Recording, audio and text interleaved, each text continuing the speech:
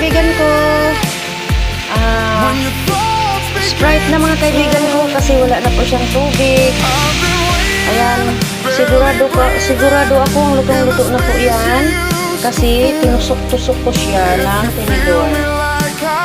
Ano? At malambot na yung karne bago ko lalagyan ng Sprite. Ayan.